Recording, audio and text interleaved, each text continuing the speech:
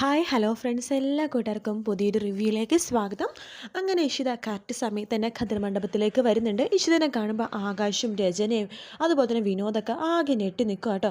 മനസ്സിനാണെങ്കിൽ തല കറങ്ങുന്ന പോലത്തെ ഒരു അവസ്ഥയാണ്. അങ്ങനെ എല്ലാവരുടെയും അനുഗ്രഹം വാങ്ങിച്ചിട്ട് ഇഷിത മഹേഷിൻ്റെ അടുത്തേക്ക് ഇരിക്കുകയാണ്.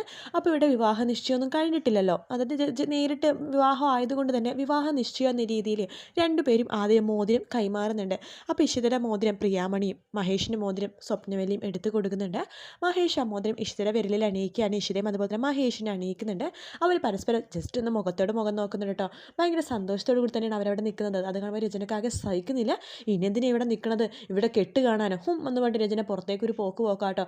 നേരെ പിന്നാലെ നമ്മുടെ ആകാശം പോകുന്നുണ്ട്, അതിന് പിന്നാലെ വിനോദ് പോകുന്നുണ്ട്. അങ്ങനെയല്ല, അവർ മൂന്ന് പേരും പുറത്തോട്ട് നിൽക്കുവാണ്. മനസ്സിനെയും അങ്ങോട്ട് പതുക്കെ അങ്ങോട്ട് അവരുടെ അടുത്തേക്ക് പോയി നിൽക്കുന്നുണ്ട്. ശേഷമാണെന്നുണ്ടെങ്കിൽ നമ്മുടെ ഇഷിതയുടെ കഴുത്തിലേക്ക് മഹേഷ് താലി ചേർത്തുവാണ്. എല്ലാവർക്കും ഭയങ്കര സന്തോഷമാവാണ്.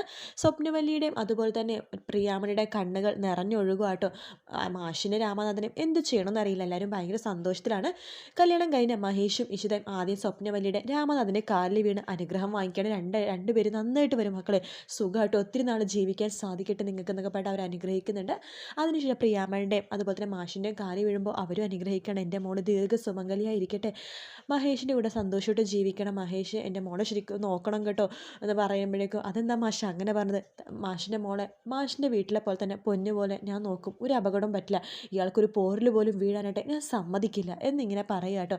അത് കേൾക്കുമ്പോൾ ഇഷിത മഹേഷിൻ്റെ മുഖത്തേക്ക് നോക്കുന്നുണ്ട്. കാരണം ഇഷിതനെ രക്ഷിച്ചത് മഹേഷാണെന്ന് ഇഷിതയ്ക്ക് നല്ല സംശയമുണ്ട് കേട്ടോ.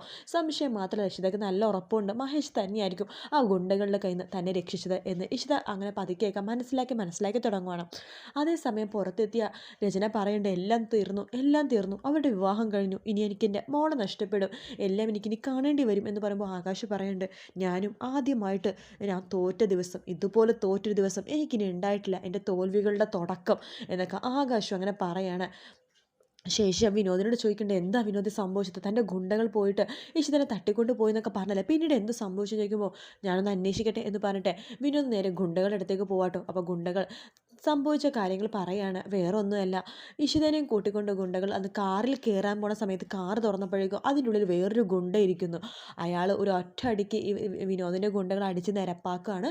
ശേഷം ആ ഗുണ്ടകളെയൊക്കെ പരുവാക്കിയിട്ട് ആ വണ്ടിയിൽ വിളിച്ചിട്ട് ആംബുലൻസും വിളിച്ചിട്ട് അവരെ പറഞ്ഞയക്കും കേട്ടോ. ശേഷം ഇഷിതടുത്ത് പറയുന്നുണ്ട്, വേഗം പോയിക്കും, മുഹൂർത്തത്തിന് സമയമെന്ന് ആ ഗുണ്ട പറയാണ്.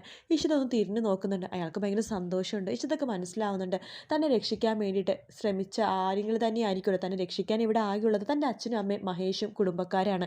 ഇനി മഹേഷ് ആയിരിക്കും, മഹേഷിന് ഇതെങ്ങനെ മനസ്സിലായി എന്നൊക്കെ ഇഷിതക്ക് പല ഡൗട്ടുകൾ ഉണ്ടാവാണ്. എന്തായാലും ഒരു കാര്യം ഉറപ്പിച്ചോ, മഹേഷ് തന്നെയാണ് ഇഷിതനെ രക്ഷിക്കുന്നത്, വിനോദല്ല. വിനോദ് വീണ്ടും മഹേഷിനെ ചതിക്കാനാണ് നോക്കിയേട്ടോ. അങ്ങനെ വിനോദ് ഈ സത്യങ്ങളൊക്കെ ഗുണ്ടകൾ പറയുമ്പോഴേക്കും ഗുണ്ടകളുടെ മുഖം അടിച്ച് പൊട്ടിക്കുകയാണ്. എല്ലാം നശിപ്പിച്ചപ്പോൾ സമാധാനമായിട്ടാ പൊയ്ക്കോ ഇവിടെ നിന്ന് പറഞ്ഞിട്ട് അവരെല്ലാവരും പറഞ്ഞയക്കുന്നുണ്ട്.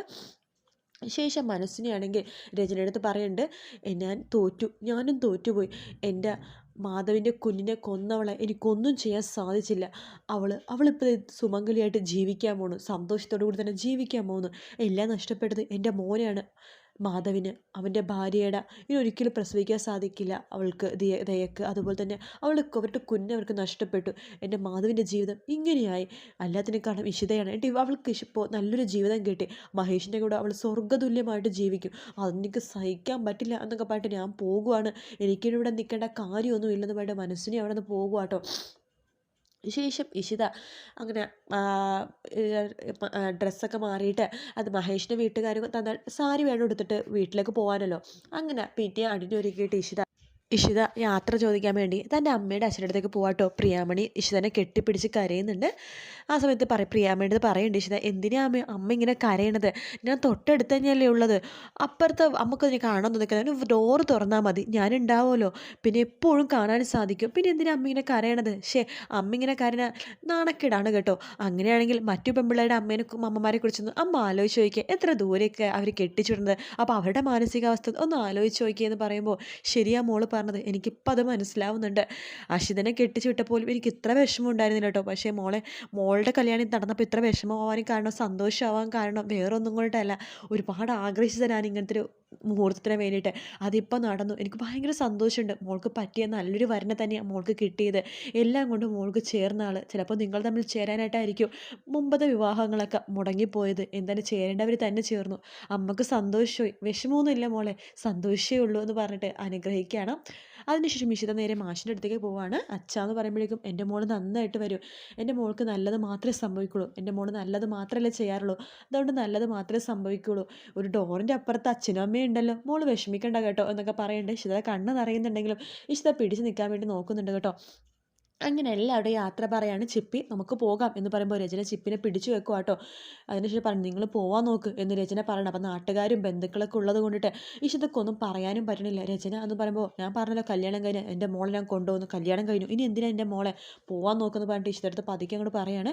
ഇഷിത പതുക്കെ എല്ലാവരെയും നോക്കുന്നുണ്ട്. എല്ലാവരും ഇഷിതനെ മഹേഷിനെ നോക്കിക്കൊണ്ടിരിക്കുകയാണ്. മഹേഷ് പറഞ്ഞു ഇഷിത താൻ വാ വണ്ടി കയറ്, ഇപ്പം എന്തായാലും പ്രശ്നത്തിന് നിൽക്കണ്ട, ആളുകൾക്കുണ്ട് എന്ന് പറയാണ്. അങ്ങനെ ഇഷിതയും മഹേഷും വണ്ടിയിലേക്ക് കയറാണ്. ചിപ്പി ഡോറ് തുറക്കമ്മേ, അമ്മേ അച്ഛൻ ഞാനും വരുന്നുണ്ട്, ഡോറ് തുറക്കുന്ന പറയുമ്പോൾ ഇഷിതക്ക് മഹേഷിന് ആകെ വിഷമമാവാട്ടോ. എല്ലാവരും അത് കണ്ടിട്ട് ആകെ വിഷമിച്ചിരിക്കണം. പക്ഷേ രചന പറഞ്ഞു ഇങ്ങോട്ട് വാടി, ഇങ്ങോട്ട് നീ എവിടെ പോകാനായിട്ട് തുള്ളണമെന്ന് പറഞ്ഞിട്ട് പിടിച്ചു വെക്കുവാണ്. ഇഷിതക്കും മഹേഷിനും ഒന്നും ചെയ്യാൻ പറ്റാത്ത അവസ്ഥയാണ് ആ ഒരു സമയം എന്ന് പറയുന്നത്. അവർ രണ്ടുപേരും മൈൻഡ് ചെയ്യാതെ പോവാണ്. കാരണം അവർക്ക് അതേ പറ്റത്തുള്ളായിരുന്നു. അങ്ങനെ ഒരു വണ്ടി എടുത്ത് പോവാണ്.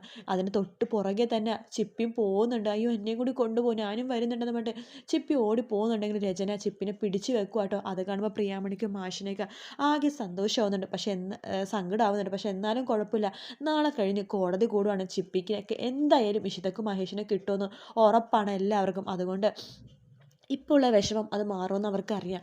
അതിന് ശേഷമാണെന്നുണ്ടെങ്കിൽ ആരായിരിക്കും ആ ഗുണ്ടകളെ അയച്ചതെന്നൊക്കെ ഇഷിത ഇടയ്ക്കിടയ്ക്ക് മഹേഷിനോട് ചോദിക്കുന്നുണ്ടെങ്കിലും മഹേഷ് പറയുന്നുണ്ട് താൻ ആരോടും പറയില്ലെങ്കിൽ ഞാനൊരു സത്യം പറയാം.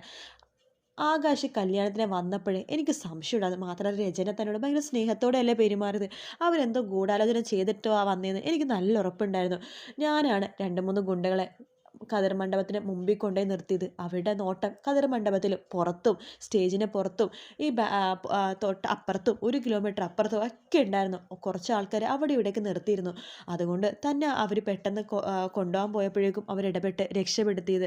എന്തായാലും താൻ സേഫ് ആയല്ലോ, thank you so much Mahesh എന്ന് പറയുമ്പോൾ ഞാനല്ലേ നന്ദി പറയേണ്ടത്, അല്ലെങ്കിൽ ഈ കല്യാണം മുടങ്ങുമായിരുന്നല്ലോ, എനിക്ക് തന്നെ പോലത്തെ ഒരു ഭാര്യയെ കിട്ടില്ലായിരുന്നല്ലോ എന്നൊക്കെ പറയുമ്പോൾ ഇഷിതയ്ക്ക് നാണം കൊണ്ട് ചിരിക്കുക കേട്ടോ.